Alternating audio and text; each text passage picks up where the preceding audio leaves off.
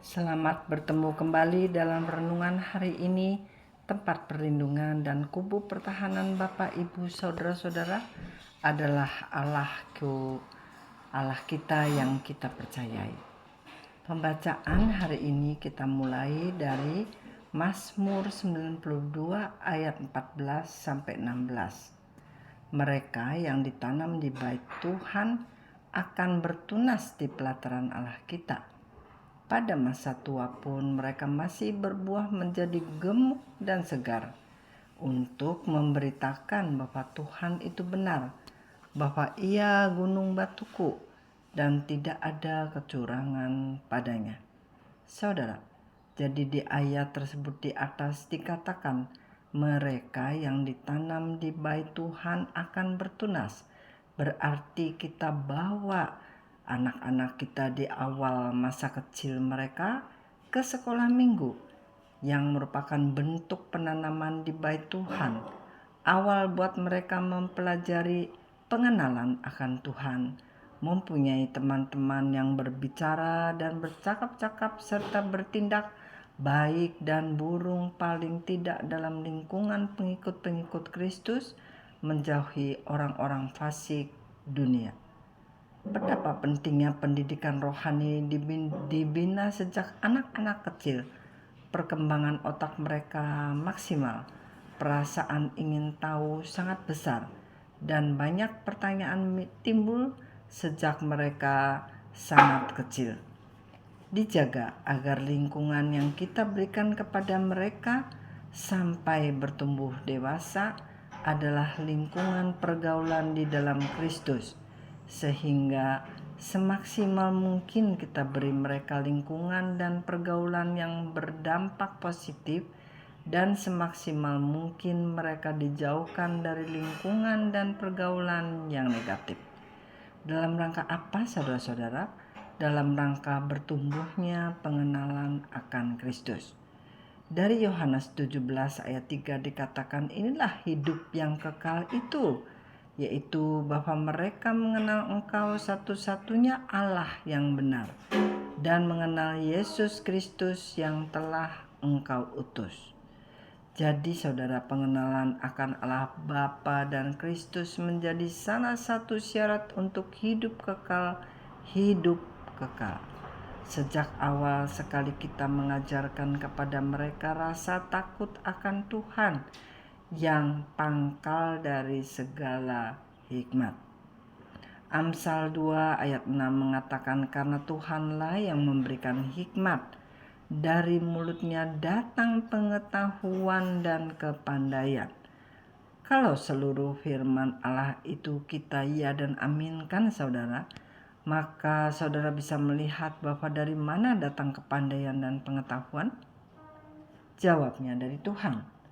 Berarti bukan dari pendidikan, bukan dari buku juga, tetapi Tuhan bisa membuka pengetahuan dan kepandaian anak-anak kita. Dengan apa, saudara? Dengan apa yang kita alami.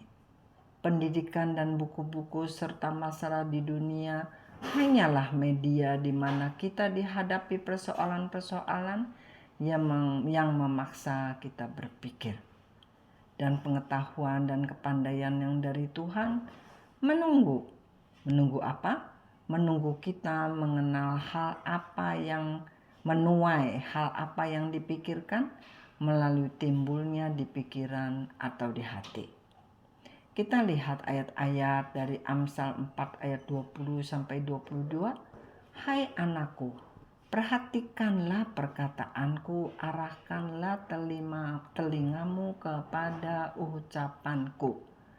Janganlah semuanya itu menjauh dari matamu, simpanlah itu di lubuk hatimu, karena itulah yang menjadi kehidupan bagi mereka yang mendapatkannya dan kesembuhan bagi seluruh tubuh mereka. Dari ayat-ayat di atas ini kita tahu akan apa yang harus kita lakukan sesering mungkin. Nomor 1, arahkanlah telingamu kepada ucapanku.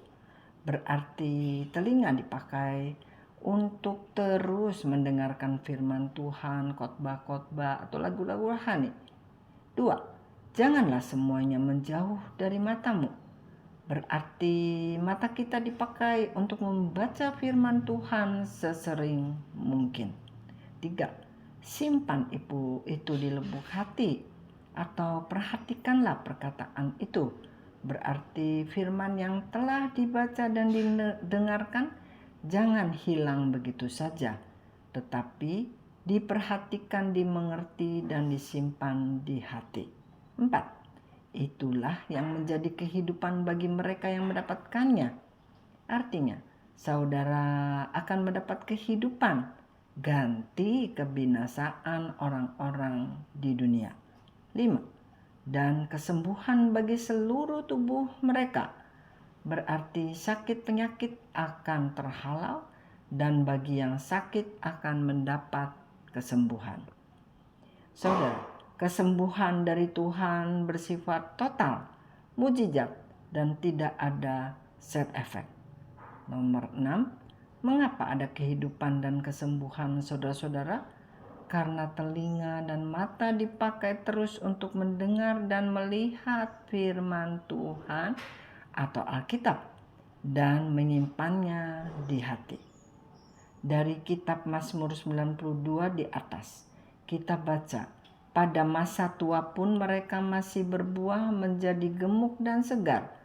Berarti anak-anak yang sejak kecil ditanam di gereja, kelak pada waktu mereka masa tua tetap berbuah, makan firman Tuhan sampai gemuk dan tampak selalu segar.